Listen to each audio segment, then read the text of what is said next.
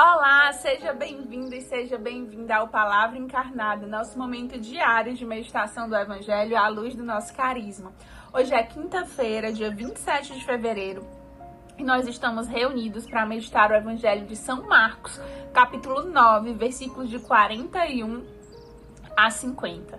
Mas antes de fazermos a leitura e meditação desse trecho do Evangelho, vamos afirmar que nós estamos reunidos em nome do Pai, do Filho e do Espírito Santo e vamos juntos pedir essa presença do Espírito Santo para que Ele nos ajude, abrindo os nossos ouvidos, abrindo o nosso entendimento e permitindo com que essa palavra que nós vamos ler, com que essa meditação se torne viva, se torne encarnada no nosso coração, na nossa vida, no dia de hoje e em todas as atitudes que nós teremos daqui para frente. Vamos então à leitura do Evangelho. Naquele tempo, disse Jesus aos seus discípulos: quem vos der a beber um copo de água, porque sois de Cristo, não ficará sem receber a sua recompensa. E se alguém escandalizar um destes pequeninos que creem, melhor seria que fosse jogado no mar, com uma pedra de moinho amarrada ao pescoço. Se tua mão te leva a pecar, corta-a. É melhor entrar na vida sem uma das mãos do que tendo as duas ir para o inferno, para o fogo que nunca se apaga. Se teu pé te leva a pecar, corta-o. É melhor entrar na vida sem um dos pés do que tendo os dois ser jogado no inferno. Se teu olho te leva a pecar, arranca-o. É melhor entrar no reino de Deus com um olho só do que tendo os dois ser jogado no inferno, onde o verme deles não morre e o fogo não se apaga. Pois todos hão de ser salgados pelo fogo. Coisa boa é o sal. Mas se o sal se tornar insosso, com que lhe restituireis o tempero? Tende, pois, sal em vós mesmos, e vivei em paz, uns com os outros. Palavra da salvação. Glória a vós, Senhor. Então, meus irmãos, o trecho do Evangelho que nós acabamos de ler, ele nos leva a meditar sobre o escândalo e sobre o pecado. As duas coisas, no final das contas, nos levam a pensar como Jesus nos orienta para que a gente dê importância ao pecado. E quando eu digo dar importância, não é dar importância para pecar, né? Mas dar importância exatamente porque um pecado, por menor que ele seja, ele nos afasta de Deus. E nessa vida nós precisamos ser muito vigilantes. A gente não pode se achar forte. A gente não pode se achar super poderoso e se colocar em situações que nos aproximam do pecado. Jesus hoje vem nos falar que mesmo coisas boas, se elas nos mudarem o foco, se elas nos afastarem de Deus, elas precisam ser retiradas da nossa vida. Como ele dá o exemplo, né, de cortar a mão, de cortar o pé, de perder o olho. Jesus não fala isso ao pé da letra, né, que a gente deve se mutilar, tirar uma parte do nosso corpo. Mas ele quer dizer pra gente o quanto é importante não pecar. E o quanto é importante não se aproximar do pecado. Porque às vezes a gente se coloca numa situação de risco. A gente sabe que aquilo tende a nos desviar, mas a gente se aproxima. A gente julga ser forte ou a gente se aventura. Então, por exemplo, você, irmão acolhido, sabe da sua fraqueza, sabe da sua história em relação às drogas, por exemplo. E aí, quando você vai na família, né?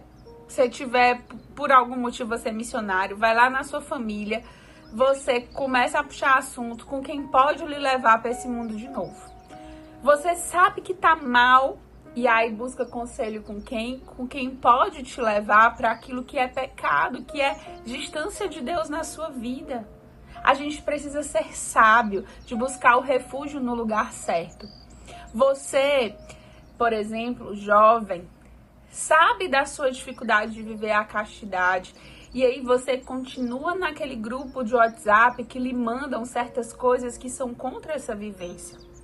Você cria uma ocasião né, em que você tá ali propício a viver algo que seja contra a castidade. Você sabe que situação é essa, você sabe que deveria fugir, mas às vezes você provoca.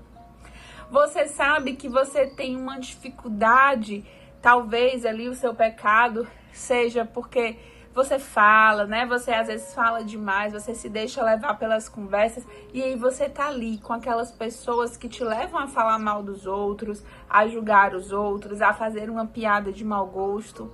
A gente precisa fugir dessas situações, porque o pecado deve ser algo temido. Aquilo que nos afasta de Deus deve ser algo temido. Então, mesmo coisas boas, elas talvez precisem ser evitadas se elas nos afastam de Cristo, se elas nos afastam de Deus. Ou pelo menos a gente deve ser sábio. Não é que a gente vai deixar de ser amigo de todo mundo, não é que a gente vai, né, assim, cortar relações com a nossa família, mas a gente vai ser sábio de se fortalecer, de ir atrás, de talvez não ir sozinho, né, assim, de ficar, de certa forma, escoltado por Deus, né, assim, e escoltado por coisas que nos deem segurança. E ao mesmo tempo em que a gente tem que ter cuidado para que a gente não caia no pecado, e quando eu falo isso, o primeiro ouvido também é o meu, a gente precisa ter cuidado de não ser escândalo, né? Jesus fala aqui que se a gente escandalizar um dos pequeninos, melhor seria que a gente fosse jogado no mar com uma pedra de moinho, uma pedra bem pesada no pescoço. Ou seja, era melhor morrer do que fazer isso, né?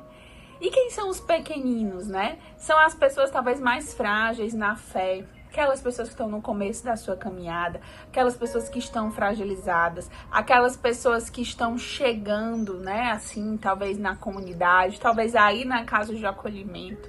E a gente também precisa ter muito cuidado para que a gente não escandalize esses pequeninos, para que a gente não seja motivo de eles tropeçarem, de eles caírem.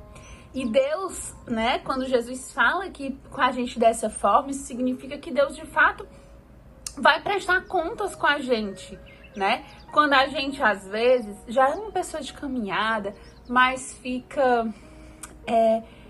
indo contra certos direcionamentos.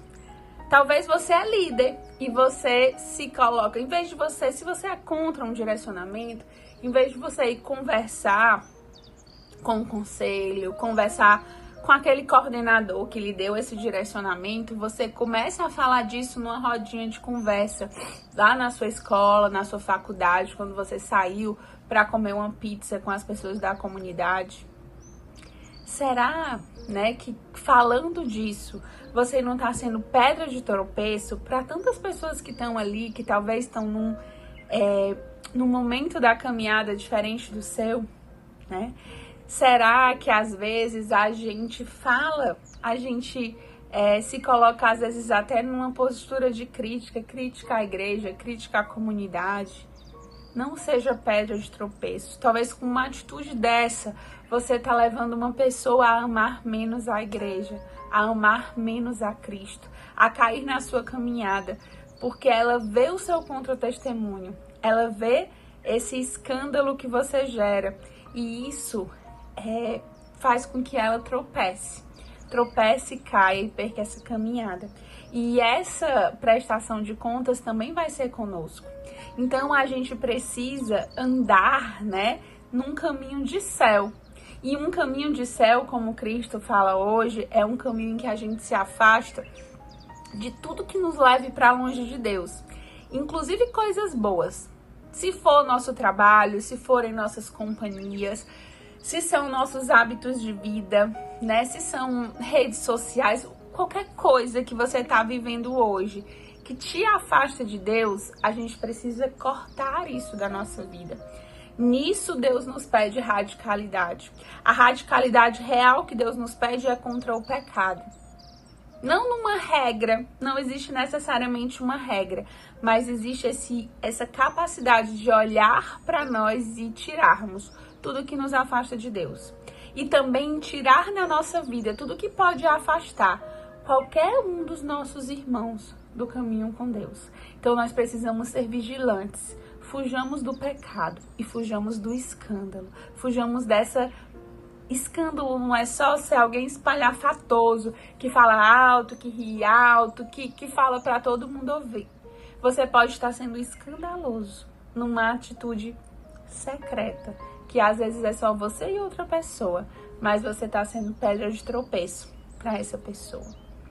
E nesse momento em que no finalzinho do mês nós somos chamados a sermos unidos, coesos, comunidade, por um único objetivo, né? Para finalizar o nosso mês, a nossa meta, Deus pede de nós mais uma atitude de coerência.